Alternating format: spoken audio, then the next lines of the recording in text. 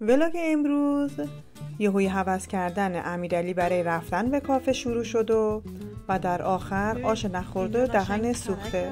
میگی چی شده؟ بریم با هم ببینیم. سلام، حالتون چطوره؟ امیدوارم که حال دلتون عالی باشه. به چنل یوتیوب من خیلی خوش اومدید. دیگه وقتشه که چنل یوتیوب من رو سابسکرایب کنید. امروز قراره، یعنی در اصل امیرعلی هوس کافه کرده، گفت بیا بریم با هم دیگه کافه. امروز قراره کافه بریم. به به امیرعلی جذاب. میبینم که حاضر شدی مامان. فقط کدوم کافه بریم؟ کافه سنباد. آها، جاش خوبه، قشنگه. در ضمن موهاتم شونه کن مامان. نه شونه کن. کلاه باشه. کافه سنباد که میخوایم بریم، یکی از به نظر من از نظر جا و مکان اینا یکی از قشنگترین کافه‌های گرمساره. در اصل سوبلکس میشه دیگه، هم طبقه دوم داره هم طبقه سوم که بهش میگن چی؟ روف گاردن میگن که مخصوص بچه‌ای که میرن قلیون میزنن اینا. ما اگه تو آسانسور فیلم نداشته باشیم یا فیلم نگیریم روزمون شب نمیشه.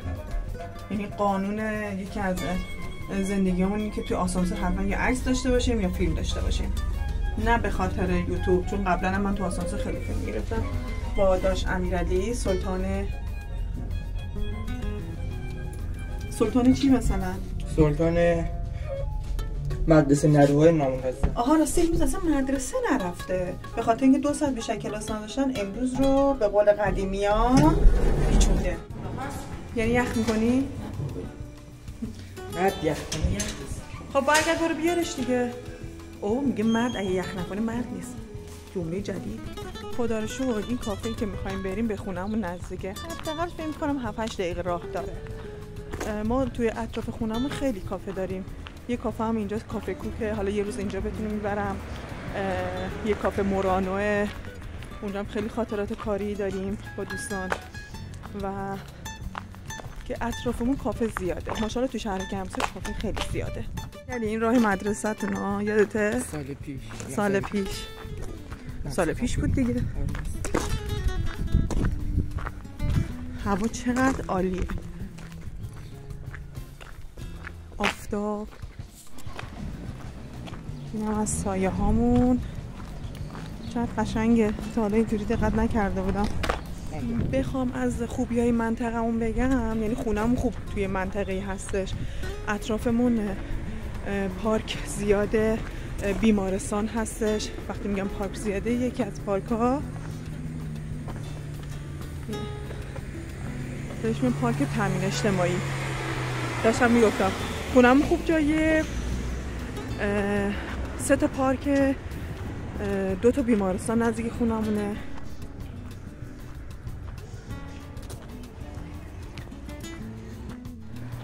یعنی میگه این خونه یعنی اردیبهشت امسال نترکید، پارسال ترکیده. من فکر میکنم فروردین اردیبهشت امسال بوده. حالا ما زمانشو یادم رفته، ولی نمیدونم فروردین امسال بوده یا پارسال بوده. تو خونه بودیم یه دفعه یه چیزی مثل بوم ترکید، یعنی واقعا فکر میکردی بهت حمله شده. و اینکه مشخص شد یه طبقه توی آپارتمان یک واحد مسکونی ترکیده و کل اون طبقات داغون شده. حالا توی مسیرمون هست، من عکسشو بهتون نشون میدم. خونه‌ای که ازش صحبت کردم این شیبونی زرده است. حالا هرچی میریم نزدیکتر مشخص میشه که چی جوری اتفاق افتاده.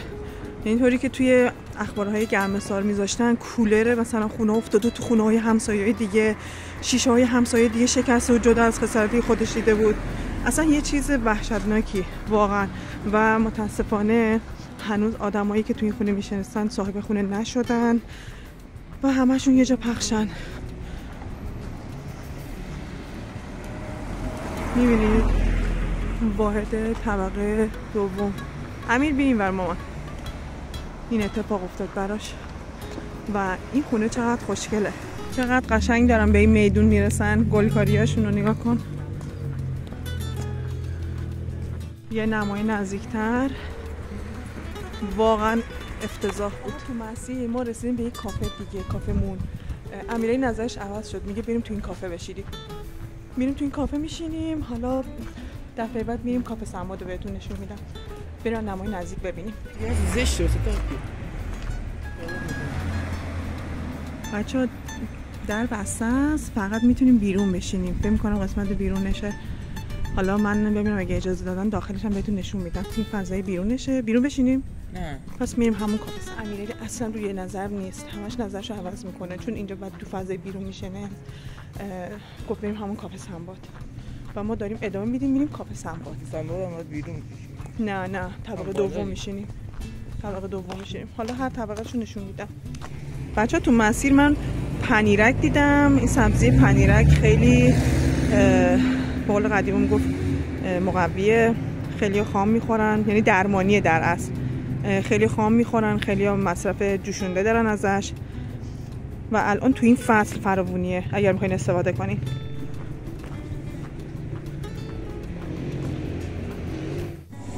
خوبی کافه سنباد اینه که توی مسیر کمربندی قرار گرفته. یعنی شما اگر خواسته باشید داخل شهر گرمسار قسمت کمربندیش مثلا رد بشین، سر خیابون اصلیش راحت میتونین بیان اینجا برای خودتون سفارش قهوه، چای، کیک، نسکافه، بستنی هر چی خواسته باشین بدید. حالا من مسیرشو بهتون نشون میدم. اینم از کافه سنباد. وقتی میام تو مسیر کمربندیه، تو این مسیر رفت آمده ماشینا رو میبینید. یه جای خیلی شیک و با کلاسه درش و این قسمتش هم خیلی خوشگله. خیلی میان اینجا عکس میگیرن. نمای خیلی شیکش. قسمت همکفشه، خیلی شیک و تمیز. هم قسمت سرویس استیشنه. خوبی اینجا اینکه آسانسور داره، یعنی هر سنی، هر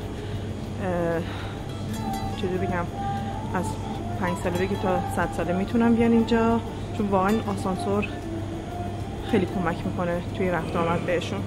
مامان زدی؟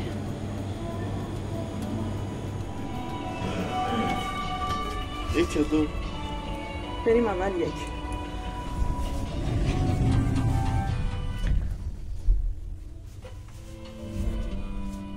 کجا بشینیم؟ و اینکه ازشون اجازه گرفتم و ممنونم که با من همکاری کردن.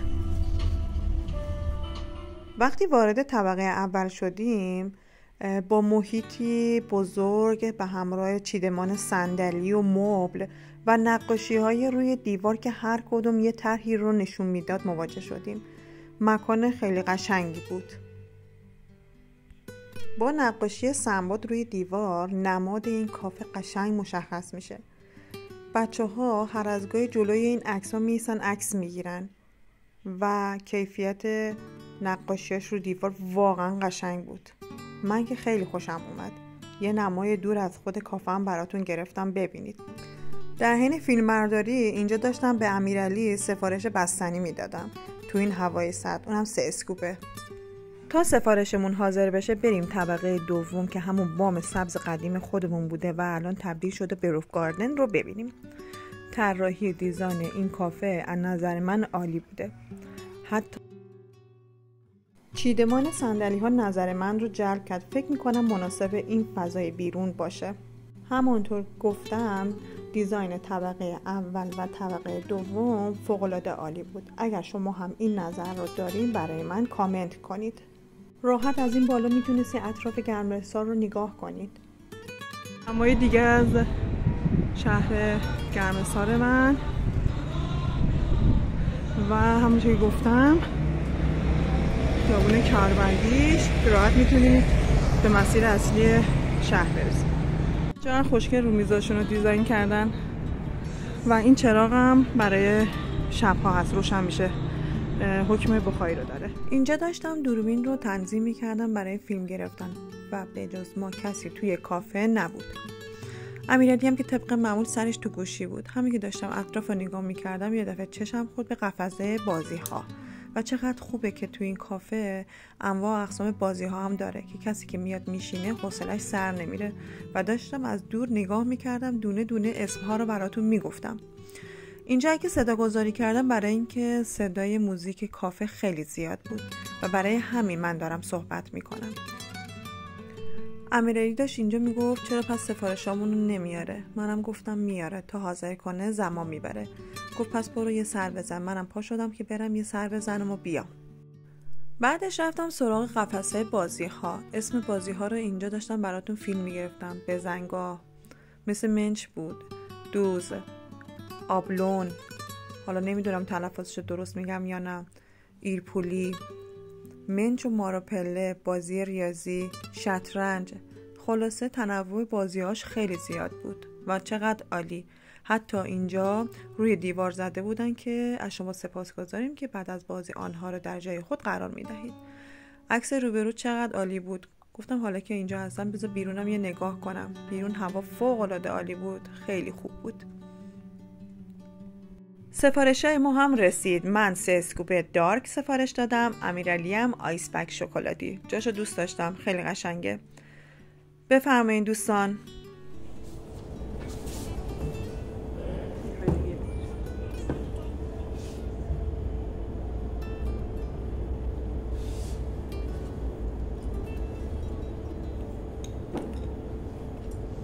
از نظر کیفیت و قیمت هم فوق العاده عالی هستش.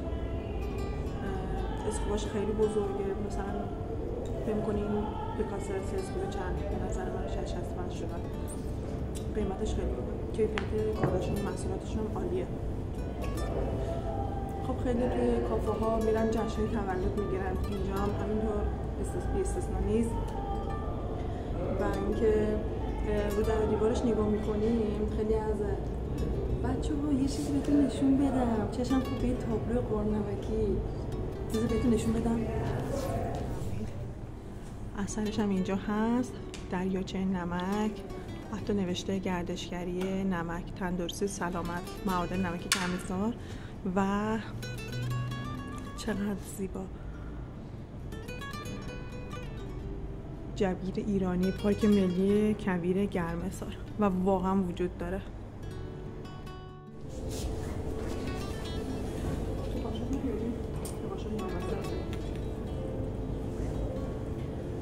داشتم میگفتم خیلی اینجا تولد میگیرن چون فضاش بازه، مثل رسمی که هست رزرو میکنی راحت می جشن تو اینجا میگیرید و خدمات خیلی خوبی دارن.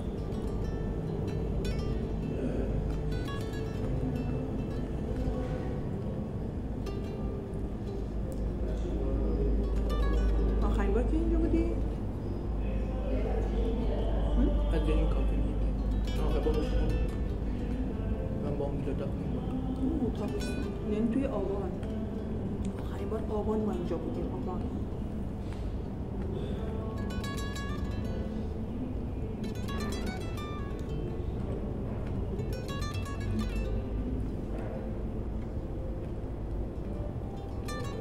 چرا امروز مدرسه نرفتی؟ تو بیام بیرون. ازش پرسیدم خوشمزه بود؟ گفت بله. گفتم فقط بله؟ گفت آره. اینجا منتظر بودیم که آسانسور بیاد طبقه اول که برگردیم بریم. درست. برنظر تو آسانسور چند نفر جا میشن؟ 4 نفر. یه حکه گوشه باز. یه بچه هم باشه. آره.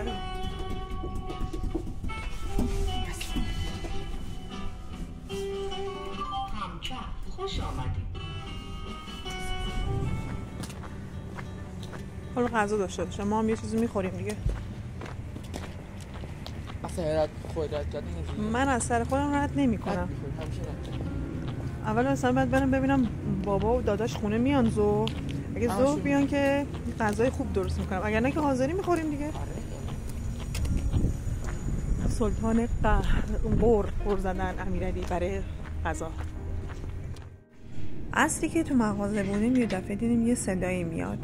بچه‌ها بهم خبر دادن که خانم نتونسته پارک کنه، زده به ماشین و فرار کرده. گفتی کجا باید بیاد؟ گفتم بیام پشت میدون امام. طرف بعد میگفت یه جا آدرس بده جلوی بانکی، میگم پشت بانک سپر بندازیم بیاین توی راستای سنگ فرشا. اینجا که خیلی باید راحت پیدا بشه. آره راحت پیدا میشه. هیچ کس هم نیست. زره رو در رفتم. بعدن چی 2 تا خانم 206 رنگ بژ بوده. من تازه دویدم رفتم پایینی، چه اشتباهی کردم از وسط پاساژ گفته بودن اون پایین ایستادن. آره خب میری پایینی دیگه، یه طرف هست. نه من فکر کردم اونجا ایستاده. نه منم فکر کردم ایستاده. فکر کردم ترسیده ایستاده. بعد جالب اونجاست رفتم یه ماشین 206 پیدا کردم، نکمه دادیم همش فکر می‌کنم بژ. بعد میگم خانم این تازه ایستاده. بعد یه آقایی زدم میگم آقا شما اینجا بودین؟ گفت خانم خیلی وقت اینجا ایستاده ولی رنگ بژ نیست، نکمه دادیه. بعد برگشتم دیدم از ته اون پاساژ داره میره تو خیابون هستید، دویدم و وسط پاساژ بهش نرسیدم، گازشو گرفت رفت. ما پدرشو در میاریم الان، پلاکشو پیدا میکنیم. بزنه در بره. نه والا پیدا میکنیم. خواهشن اگر میستاد میومد میگفتش خانم من زدم، من واقعا میگفتم اشکال نداره فدای سرت، ولی زده من از یک زن نمیخورم، ولی زده رفته اصلا کار درستی نیست. بعد پاساژ بغلیمون چون دوربین داره زنگ زدم پلیس بیاد صورت جلسه کنن، اگر بیان که من بتونم فیلم دوربینه در بیارم، پلاکش در بیارم. متشکرم. خواهش می‌کنم. ببین اینجا قشنگ ترک برداشته تا پایین و اینم شکونده. شاید مثلا بگی ولی خب الان خودش حالا درسته ماشین خیلی رخ نداره، ولی خب حالا همینو من الان میخوام برم جایگزین کنم و 3-4 میلیون پول بدم. یعنی چی؟